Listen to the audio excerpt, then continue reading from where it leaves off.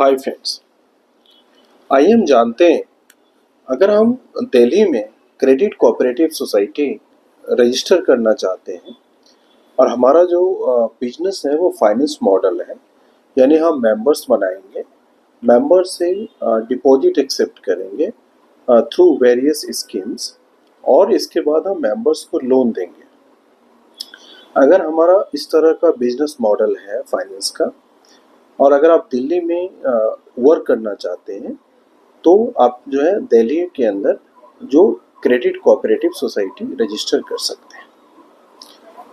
जो दिल्ली में करते हैं तो जो मेंबर्स चाहिए वो मिनिमम 50 मेंबर चाहिए और वो दिल्ली का ही मेंबर होना चाहिए।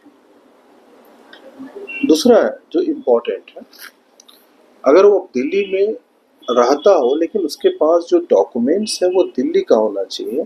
ऐसा नहीं कोई दिल्ली में रहता है लेकिन उसके पास डॉक्यूमेंट्स नहीं है, दूसरे स्टेट का है, उसके वो मेंबर काम नहीं करेगा। यानी दिल्ली में रहता है और उसका डॉक्यूमेंट भी जो है आईडी प्रूफ, एड्रेस प्रूफ, ये दिल्ली का होना चाहिए। इसके अलावा जो कमिटीज होती हैं उसमें मिनिमम 7 मेंबर होना चाहिए और 7 मेंबर में जो कम से कम जो 2 फीमेल मेंबर होनी चाहिए।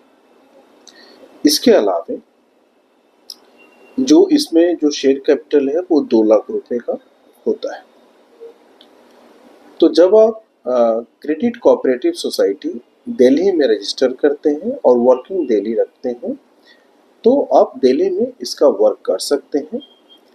चूँकि जो फाइनेंस बिजनेस है जिसमें आप लोन का लेना, डिपॉजिट लेना, लोन देना, बट ये सारी जो ट्रांजेक्शन्स हैं ये बिटवीन मेंबर्स होंगे। आपके पास कोई डिपॉजिट करता है वो भी मेंबर होगा, आपसे कोई लोन लेता है वो भी मेंबर होगा।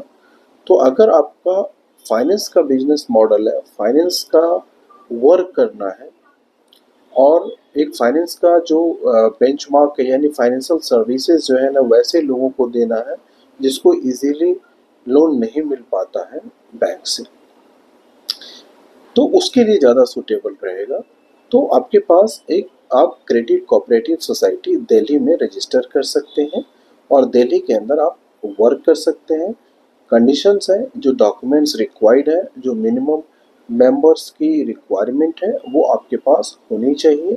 जो मिनिमम मेंबर्स की रिक्वायरमेंट जब फुलफिल हो जाती है इसके बाद आप अपना रजिस्ट्रेशन की प्रक्रिया शुरू कर सकते हैं। So to get more information related to this, please subscribe our channel.